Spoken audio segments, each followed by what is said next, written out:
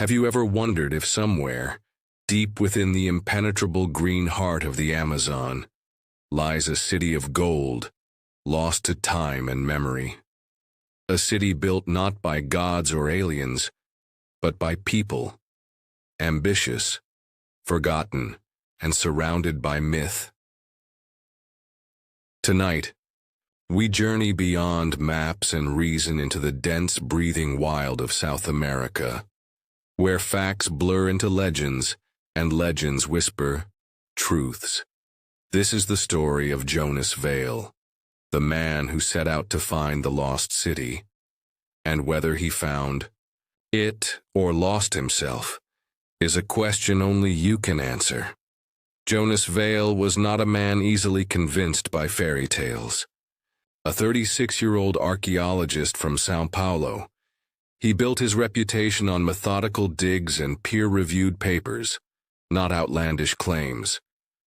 But when he found the battered journal of a forgotten explorer, Alonso Pereira, in an old university archive, something inside him stirred. The journal spoke of Ciudad de Sombras, the city of shadows, built of black stones that drank the light, hidden beyond the headwaters of the Rio da Morte, the river of death. Most dismissed it as fever dreams, from malaria or madness. Jonas couldn't, not after he read the last line scribbled in a shaky, fading hand. I have seen it with my own eyes. If I do not return, know that the jungle itself is alive, and it does not want to be found. Against the protests of his colleagues, Jonas assembled a team. Ana Luz, an indigenous guide with a sixth sense for the forest, Dr. Miles Granger, a skeptical British botanist Rodrigo Santos, a thrill-seeking documentary filmmaker. Together, they boarded a rickety bush plane and vanished into the green unknown. The jungle was not just thick, it was alive. It pressed against them, whispered in unknown tongues, and cloaked everything in endless layers of green and shadow. Days turned into a blur of sweat, insects, and the constant feeling of being watched. Ana often stopped and knelt, pressing her ear to the ground. The earth speaks, she would say, and it says we are trespassers. They found strange things. Trees carved with spiraling symbols that no one recognized. Stone paths that started and ended abruptly, swallowed by vines. Totems, carved of dark wood, shaped like men with the faces of jaguars. Rodrigo filmed everything, buzzing with excitement. Dr. Granger grumbled about natural phenomena and coincidence. Jonas just pressed on, the journal clutched in his hand like a talisman. Then, on the 12th night, the howling began. It wasn't wolves. It wasn't monkeys. It was something that sounded horribly human and terribly wrong. At dawn, they found it. A clearing opened like a wound in the jungle, revealing black stone ruins jutting out like broken teeth. The stones were warm to the touch, despite the cool morning mist. Their carving showed scenes of people, but twisted, elongated, half beast, half man. Jonas felt a giddy triumph. Proof! He shouted, laughed, wept, but Ana would not step into the clearing. Her voice dropped to a whisper. This place was not abandoned. It was left behind. Rodrigo, camera rolling, bounded into the ruins, his voice echoing against the stones. Dr. Granger took samples, muttering that it was basalt, naturally occurring.